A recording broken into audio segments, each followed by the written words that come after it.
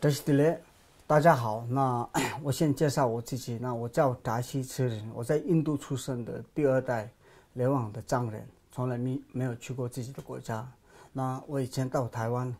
20年，所以在20年中，在台湾我有学到很多社会运动的部分。我的名字叫邵江，我出生在内蒙古。那对这个蒙古人来讲呢，他们叫做南蒙古，所以我这个本身出身呢就我这大概在内蒙古待了16年，所以非常了解就是这个民族问题在中国是一个什么样的位置。1989年呢，80年代我在组织学生运动和这个其他的一些工人运动的时候，我就已经涉入到这个民主运动中，所以我在89年这个天安门屠杀呢，我也是见证者，所以我是幸存者和见证者。那这个在屠杀之后呢，我坐牢坐牢以后又1年半以后被放出来以后，然后再次坐牢，直到一直是在到97年我在监视居住下逃亡到海外定居，现在定居在伦敦。好，那非常感谢你开心遇到你在英国。那曾经也有在社会运动上有遇过你很多次因为主要是我们都是一个社会运动的，然后像你是从中国离开之后到现在也没有回去自己的家吧？对。那我跟我们流亡的藏人，像包括达赖喇嘛尊者也一样，从西藏离开之后到现在，我们还没有回去我们自己的家。那你自己离开你家之后，你觉得你有做到什么？未来的目标？我其实离开中国有一个基本的看法，就是说这个中国的这个全球的这个经济的这个上升和它的力量越来越强的话，它实际上是一个专制帝国的这么一个力量上升，所以它实际上是在影响全球的民主化。你现在可以看到，实际上是全球的民主化都是退潮，而且这个专制是越来越强大，而且是回潮，而且民主化在民主化国家都有很多退化的因素，包括它的这个权力制约部分也是越来越弱。所以我觉得对中国这个中共这个帝国的抗争呢，不是说光在境内，比如说中国大陆和西藏抗争，而是全球化的抗争，因为它是个世界帝国。那它现在面临的就是说，它本身都是用这个中国发展模式，就是不要人权，只要经济发展。它用这种方式是在输出到全世界，包括它在联合国修改，现在甚至要修改世界人权宣言。是按照中国版的来修改，包括联合国的这些国际法都要修改。你看全球现在实际上抗议的不光是说是在中共统治下的人，比如说藏人，还是中国的这些争取民主人士，还是维吾尔族人、蒙古人，而是说现在是在整个东南亚，他在大量的投资，他就用这种经济模式是在掠夺当地人的土地。你看在那个中美洲也是这样，在非洲也是这样。它基本上不允许你成立独立工会，然后掠夺你的资源。这个在藏区做的跟这个在藏区做的是非常类似的，所以中国这个影响是越来越大。所以这个抗争，我觉得是2部分，对流亡的人2个目标，一个是保护，就是这个你所在流亡的这个民主制度不要再去退化了，这是你的一个基本责任，你流亡的责任。第2个目标就是你要直接抗争的是中共，其实没有前线和后线了，这是我的一个基本看法，也是个基本使命。好，那我自己应该刚刚有提到说，我已经来台湾20年。那刚出来台湾，可能我可以说大概15年之前，我去台湾的大学演讲的时候，也遇到很多中国留学生也可以讲说台湾自己的这些留学大学学生也是，那个时候他们在提问的时候，跟现在十几年之后也有改变很多的。因为像那个时候的在台湾的中国观光客来的人，也是遇到我们在那边活动的时候，他们应该没办法靠近跟我们，不想跟我们沟通看到我们之后，他们也是会批评很多。那现在来讲，说很多中国观光客也是他们一起会跟我们沟通。那他们彼此会讲说，我们这些宣传的这些书不能带回去家，因为你会带回去中国的话有麻烦。但是他自己也是会关心一些中国的人权，不然呢，有时候我们也是有遇到中国的留学生，他们根本不了解刘晓波，也是我们问刘晓波的是，他们真的不知道刘晓波是谁，这种的也是有遇过在民主的国家上。然后有一些学生是特别中国派出来的，因为有一次我在台湾去大学演讲的时候，我演讲还没开始，那个学生站起来跟我说：“你要道歉我们的政府，你要谢谢中国政府。”那他的原因呢？因为他说你们是算我们中国里面的少数民族，所以我们中国政府对西藏少数民族特别好。你们没有房子的，他们政府会盖房子给你们，西藏铁路还有花很多钱为了西藏少数民族，所以你要感谢中国政府。另外一个是说你要对不起中国政府的原因是你在一个民主国家上一直批评我们的政府。所以这些是真的，他们不了解，那可以说 brainwash， 所以有这种的问题是。所以我是主要的目的是，我去大学演讲的时候，不只要宣传西藏里面的情况，还是要中国留学生也是要从来没有听过，在他自己在中国的时候没有听到这些事情，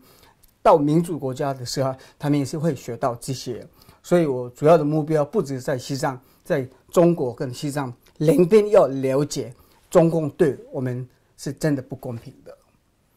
对，其实我在这个我有一个问题，可能是也想问你，就是请教你，因为其实现在的一个问题就是说是全球的这个民主的退潮。那现在其实西藏等于是中国政府一直在说是中国政府和中共来解放了西藏，对吧？他说西藏实际上是以前是一个落后的地方，那是他来解放的。但实际上呢，西藏人民是有能力自己完成民主化的。因为其实不是在于他统治下，他统治下恰恰是没有，而是现在流亡政府本身是一个民主化模式，在这个流亡社区有这么一种模式。你觉得这个影响的话，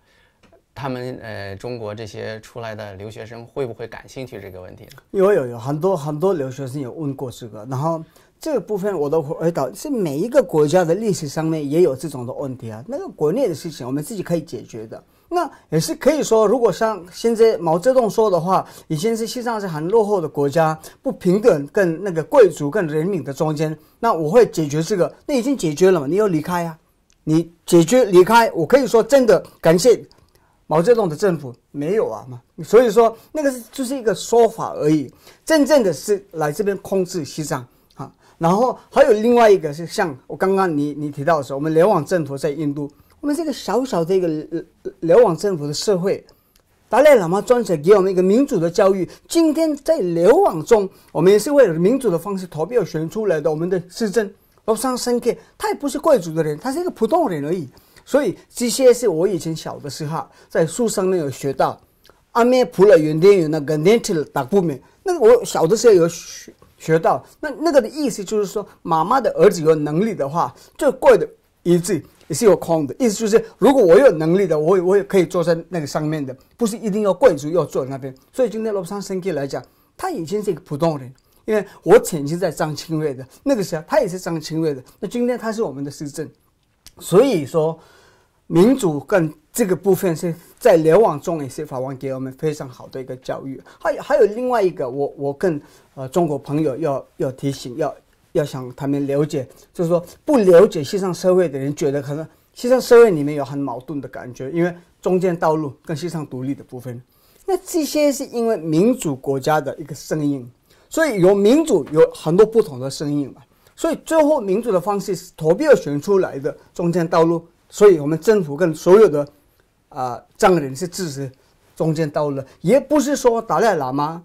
说的中间道路，所以大家要投票给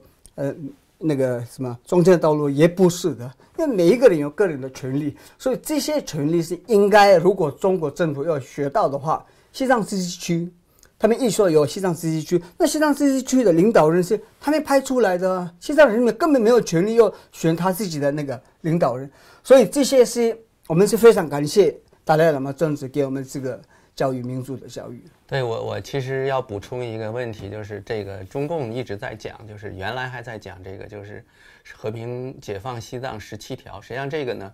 我个人的看法就是说，其实从国际法角度来说，不光是我个人看法，就基本上它是一个城下之盟，就是说是在这个逼迫你签署的条约。那这本身就是实际上是个占领条约。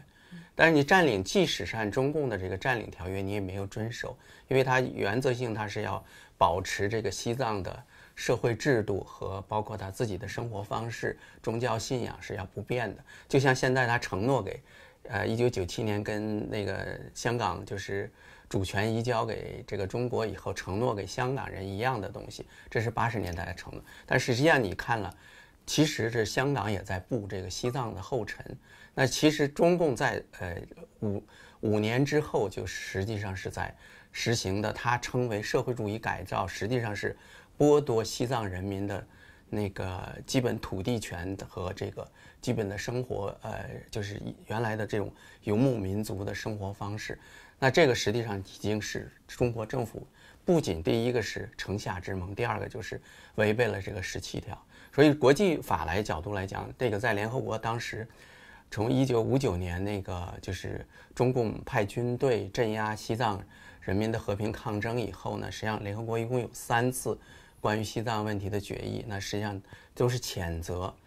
就是中华人民共和国对西藏的侵略和人权迫害，大规模的人权，这是非常清楚的，一直到65年。但是那时候实际上是问题是一个问题，就是说是中华民国政府是在里头代表中国的，但是这个格局是被慢慢打破了，因为美国当时在冷战底下是需要他觉得要扶持中华民国，同时扶持西藏。当时所以这个西藏流亡政府也是在就是这个属于这个冷战的这个情况下出现。但是呢，这个本身来说呢，也是希望西藏本身流亡社区的一个机会，就它这个是慢慢的越来越民主化，越来越这个走向这个现代化。实际上这个也反驳了中共一个说法，就是我给你带来了现代化，西藏人是没有能力现代化。实际上呢，这个是说西藏人民有能力现代化，也有能力进行自己的民主化。所以这个是中共的属于一直在宣传的，这个对中国的很多受教育的人，从小就是从幼儿园开始一直到他们上大学，实际上都是在受的这种洗脑教育。所以我觉得你见到的那些台湾留学生是各种各样的，都中国大陆出来各种各样都有，所以跟他们交流是很重要。但是我觉得交流是几种人，一种呢就是叫做什么呢？是真睡过去的人，就是他从小他真的是睡着了他不知道这些信息，那你告诉他非常好。还有一种叫装睡的人，装睡的人是你是唤不醒的，这个就是说，实际上他是中共的一般的海外的那个执行中共的这个扩张的和他的一些基本政策的人和海外宣传的人。而这些人呢，实际上你不用花太多时间。我的看法就是说，你把事实摆在那儿，然后其他人会有用他们自己的头脑去思考的。所以我觉得对所有的这个现在的这个问题，就是你刚才在问我一个问题，是对中国现在这个汉人是怎么看的？我说汉人很复杂，你跟他们交往的时候，就是对于他们的大汉族主义和帝国主义，这是中共的教育。现在的教育跟毛时代不一样，毛时代呢，它还有一点共产主义的教育，但是呢，它实际上是个大国汉族沙文主义的教育。毛时代就开始，但现在更明显是帝国主义教育，而且是法西斯教育。它现在所援引的那个类型，你看中国现在所有的这些国家研究项目，它在这个人文科学的研究项目，其中有一个就是研究欧洲人怎么去殖民美国。他现在实际上对待西藏人的政策，对藏人的政策，对维吾尔政策，实际上就是一种种族灭绝，可以说就是往这个路上走。那你对维吾尔族的这个大规模的这个拘押和这个再教育营，就是集中营，它实际上就是你现在看死的人不多，但是未来是什么样的？西藏也是同样的问题。我觉得它现在其实文化灭绝都是一个非常轻的概念，实际上就是逐渐逐渐的是一个种族逐渐同化和灭绝的过程。所以这个东西的话，我觉得中国人必须得反思，必须得你得忏悔。因为什么？作为华人，你这么大的人口面积，然后你输出的是这种模式，你不去批评自己的政府，不抗争自己的政府，还去替政府去洗地，那这本身就说明你站在实际上帝国主义和殖民者的一边，你自己就是个殖民者。所以我觉得这个是很重要的一个问题。那你我还有特别要想问你是说，因为在特别我是一个西藏独立运动的人来讲啊，就是说，因为在西藏里面那么多藏人自焚，放弃自己的生命，外来国家、外来人权自由、宗教自由、言论自由，达赖喇嘛要回家这个部分非常可惜。那我也非常难过，然后有时候真的很骄傲，因为他们这些人是西藏的年轻人提出来外来国家放弃自己的生命，这些是从来没有见过达赖喇嘛专车，也没有来过流亡政府。那你是一个汉人的年轻人来讲，那在西藏自焚的这个部分，是你们有什么看法？我觉得这个自焚部分其实是非常的。我在做藏区的一些研究的时候，我发现这是一个非常大的，就是同化加殖民的过程，就是整个西藏民族年轻人是感到绝望的过程。这为什么是这么说的呢？你可以看到，就是在这个阿坝地区，这是大概自焚人数最多的一个，就是传统藏区的最多的一个地区。为什么发生这样的事情？你可以看一下它整个的社会经济结构，就是说它这个政府现在是为了，就是中国政府的发展模式是什么呢？就是拿你的土地，拿走你的土地进行矿产。那这个矿产的时候呢，就开矿过程中呢，实际上是被他这种所谓的中国国家公司拿走了。那地方上藏人是得不到任何利益，而地方藏人本身他依靠的原来是什么呢？主要是靠他的牧业和农业，这在阿坝地区是混合的，在安布通这个传统的这个甚至青海地区也基本上这样。那青海这一部分是用这个国家公园，就是禁牧式，就是不让藏人在里头放牧了，然后他用国家公园去拿旅游资源。那问题是，藏人传统的藏人几千年都生活在这片土地上，他是用放牧，用他们的农业来养他们自己。他现在就等于丧失了这个赖以生存的这些东西了。所以很多年轻人在阿坝这个地区，就是非常多的年轻人是失业状态的。很多年轻人就真的是找不到工作，他真的很绝望。这是经济上，这个造成的是一个经济上的原因，而且他受教育。藏语也受这个歧视，原因是什么呢？你看那个阿坝的这个，你这个设立的叫做这个西藏藏语文化保护条约，按道理来说，你这个条约是阿坝的这个州，你是应该用双语至少来发布的，但是你现在只用中文发布，然后所有的政府网站全是中文。那我们再看那个就是青海的这个对这个扎西文色的判决。那你这个判决再看藏人所有的受到的这些判决，它实际上都是用中文来判决的，它完全是不给你藏人任何的这个用藏语辩护，和你这个整个的诉讼的过程。那你现在藏语也在丧失啊，因为你现在他实际上在诱导你这个不要使用藏语，因为他认为你原来这个在刚刚80年代有一段。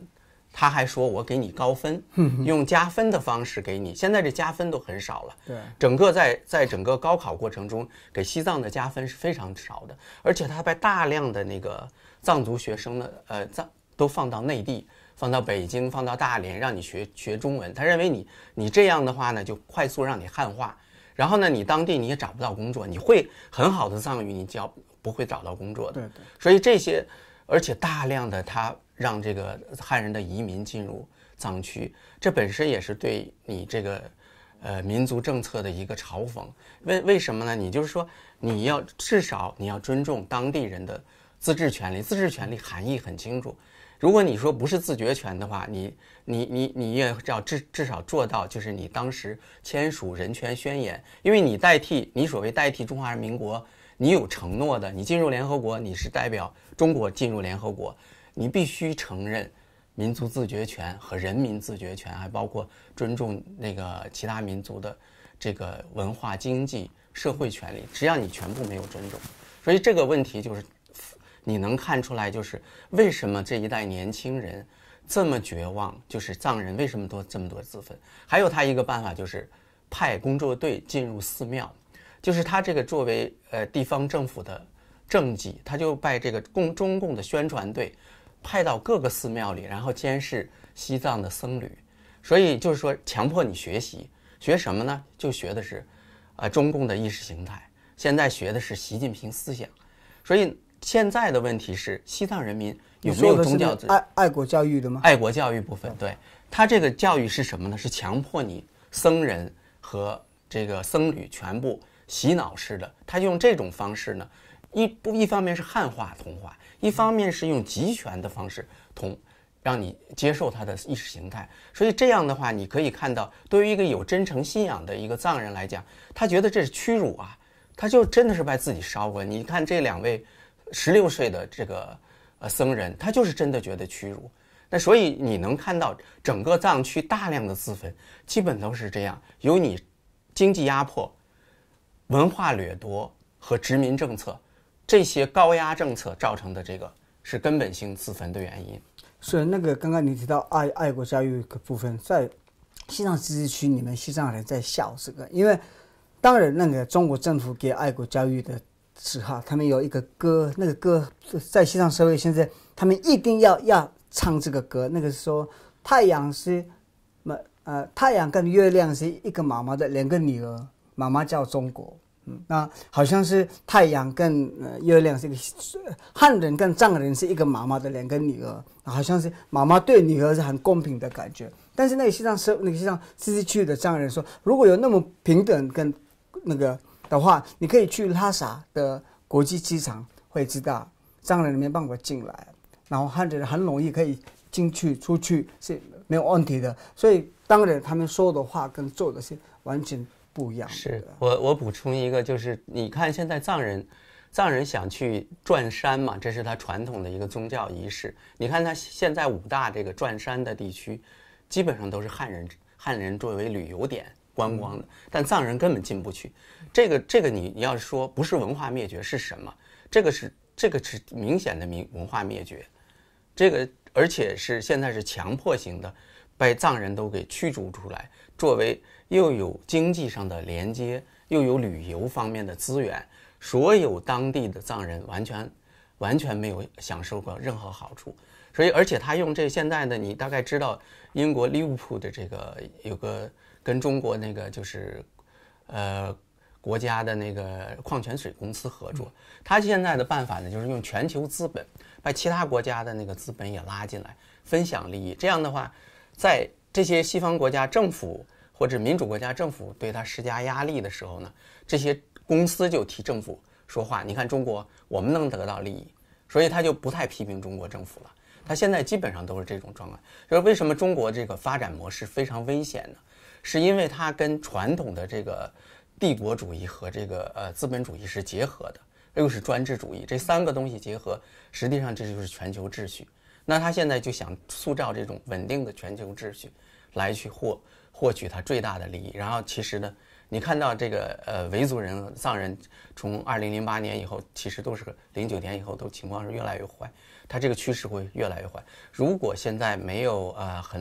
国际社会民间没有很好的团结和继续抗争的话，那这个情况会越来越坏。还有另外一个也是要想问你说，因为中国经济发展之后，或者是中国政府给人民经济自由之后，那私人是有钱的，有经济比较好一点，之后会不会政府会不会压力？其实呢，这是一个假设模式，就是在这个西方很多学者就是认为你经济上搞好了，你自然就带来政治民主化。实际上这个是在中国是不存在的，这是一个基本错误的假设。原因错误的假设是什么呢？中国的经济模式非常大，非常庞大，而且它的这个是一个它这个是一个党国控制的制度，它这个党国的模式说是一党专制，是从头到脚的控制你，它不会放弃这个控制，只是有的时候它会让你稍微富一点，然后你看现在让你富了的话，你还得听党的话，你不听党的话，就把你财产没收，把你这个分缴。你为什么这么多？习近平的这个所谓反腐呢？他就是这样的，他实际上把很多民间的这个富裕的这些资本，如果听我的，那我就可以继续让你发财；如果不听我的，我就收缴了啊。所以他这个基本模式，这是个错误模式，不是说你必然你人富裕了你就追求民主了，不是的，不是说你富裕了就给政府施加压力，不是这样的模式，而是说中国的富裕前提是说你必须承认共产党的领导，你必须承认专制，你不能挑战它。所以他们已经养成了个习惯，就是我在这个专制下获得的这个经济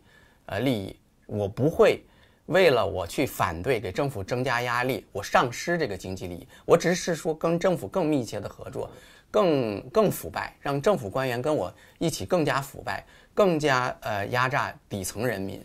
这样的模式来发展。所以这些中产阶级，所谓的中产阶级和这种百万富翁、亿万富翁，完全都是基本上是共产党的同路人，就专制的同路人，或者是甚至也完成一部分就殖民者的角色，就包括西藏的这些公司，你像那个马云的阿里巴巴，在这个藏区的这个扩张，它都是用这种模式的，就是说这些人不会挑战共产党的领导，他不会的。我觉得最基本的问题是，实际上还在西藏社会人民自己的那个反抗能组织起来，然后中国人民的底层人民的反抗，这个大概是没有其他的救世主可以帮助的，但基本上就是靠最底层人民的团结。所以呢，我在这边要想讲，因为我们今天这个讲话的面对是中国人，希望他们会看的比较多，所以说我要讲，因为现在来讲比较有一点改变，因为我讲30年之前、20年之前来讲是。中国人民很有误会对达赖喇嘛专制，他是一个分裂组织的什么什么，还有因为中共说的很多话嘛，对，这些是因为我不是说因为我是藏人，所以我要要讲比较好话要听对达赖喇嘛专制，不是这个。我今天可以当一个普通人来讲，我是说达赖喇嘛，因为西藏社会有达赖喇嘛专制，跟西藏社会有一个宗教。所以西藏社会是非常和平的。我应该觉得中国政府不用批评达赖喇嘛专制，应该要谢谢达赖喇嘛，因为达赖喇嘛的教育底下，我们真的非常和平。你看今天那么多人，我们提出了就是中间道路。那西藏历史上呢就是一个独立的国家嘛，我们没有说西藏曾经有达赖喇嘛专制，跟西藏藏青会的人已经有法王专制有讲过，你们的路线是独立。我的路线跟我们人民投票选出来的路线，我们达赖喇嘛联网政府的路线是中间道路，但是你们的路线独立是，我也没有说你们不可以要独立的路线，因为历史上面西藏是一个独立的国家，所以你有这个权利。但是法王的很多教育上来讲，他给我们非常一个宗教西藏佛教哲学的教育，所以。我是觉得，因为达赖喇嘛专制的关心，在西藏社会现在是非常和平。不然呢，我们可以提出来，像松镇干布的时候，他的藏人是怎么样，完全不一样啊！他不怕杀人，是对他来一个小事而已。所以今天藏人没办法杀一个蚂蚁一事，马上把那边面红念出来，这些是一个藏传佛教的哲学的教育，达赖喇嘛专制的教育。所以这个部分我们提出来，所以我是觉得。西藏人是永远不会当干部分子，像中共一直会说，我们都是一个干部分子的组织，跟这些是永远不会当干部分子的。那另外一个也有说，藏人应该一代到一代不要放弃未来国家的事情，继续会努力的。所以呢，我可以讲，我个人来讲，我是一个难民出身的一个藏人，从来没有看过自己国家，我的生活就是一个难民中。但是我没有难过，就是我出生了一个难民，从来没有去过自己的国家，我还在骄傲，因为难民的社会跟难民的那个我的生活上面，我有学到很多。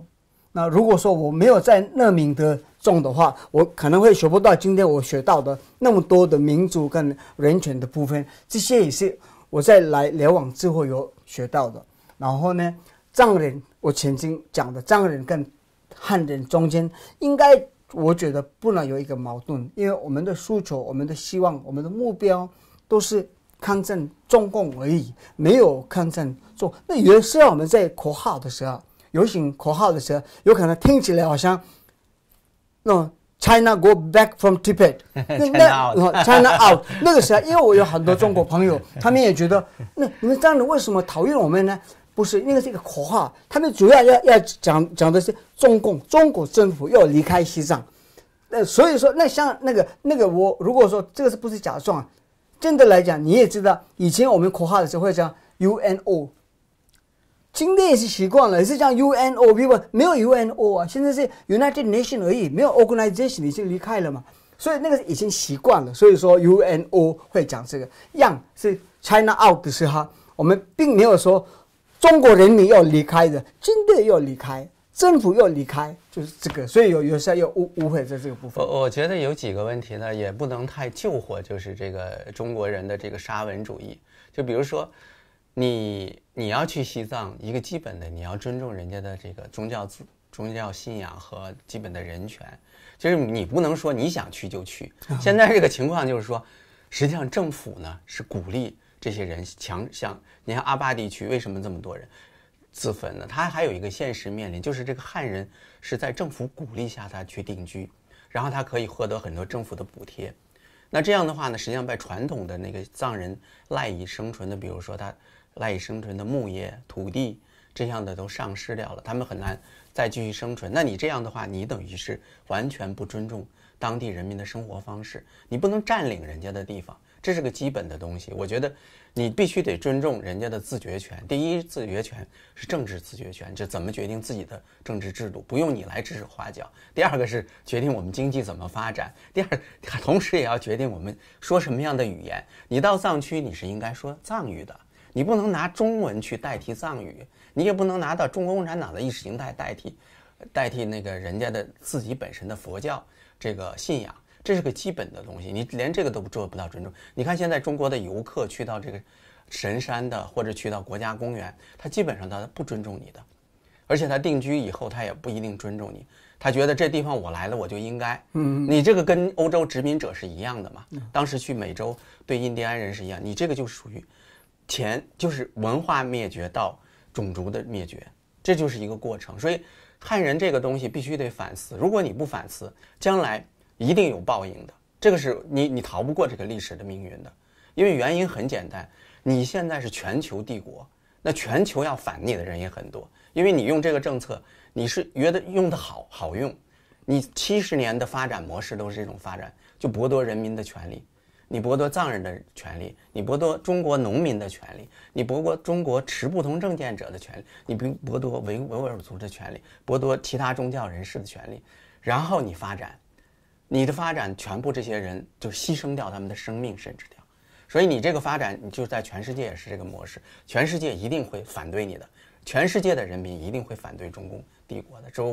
我基本还有第二个，我就觉得对于达赖喇嘛的那个中间道路，但这个中间道路，我觉得汉人其实应该自己有个独立的判断。如果你是一个独立的人，你应该尊重的是一个基本的人权。基本的人权最基本的含义就是说，任何人民都有自决权，包括民族也有自决权。那你应该尊重西藏人民的自决权。你不能说我好像就支持达赖喇嘛了就完了事儿了。这个不是个简单的问题，你不能看你自己应该拿出一个判断。你首先说达赖喇嘛提出这个中间道路，你也要拿出一个自己的判断。你首先应该支持西藏人民的自决权，这是一个。第二个，我就觉得。你说达赖喇嘛很温和，讲中间道路，不想独立，中共还要去抹黑你，还要说你这个搞独立，还要说你是搞恐怖，还要甚至披着这个披着这个什么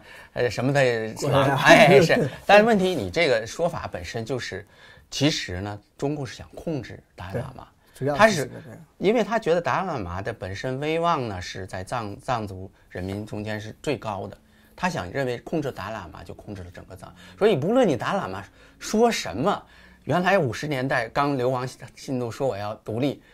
他说你是要搞分裂，你现在到70年代他说我达赖喇嘛说我说中间道路，他也说你是分裂，因为是他想控制你，他中心的意思。不仅要控制达赖喇嘛，还要控制你的转世。这就是说，中共这个政权为什么不可能转变成一个民主政权？就它中间的这个层面的中产阶级也不可能压力。中国只有一条道路，我觉得现在没别的，就是革命，从底层的革命，要么就是全世界它在输掉了整个全世界，跟全世界人民战争，它输掉了跟全世界人民的战争，这个国家解体了。我觉得它就是这2条道路。我觉得那时候你还得让西藏人民自己去决定未来，你是独立也罢还是怎么样，我觉得全在西藏人民自己的手里和自己的愿望。好，那今天在这边非常感谢你来这边参加我们的这个讨论，谢谢，感谢德林，谢谢德林。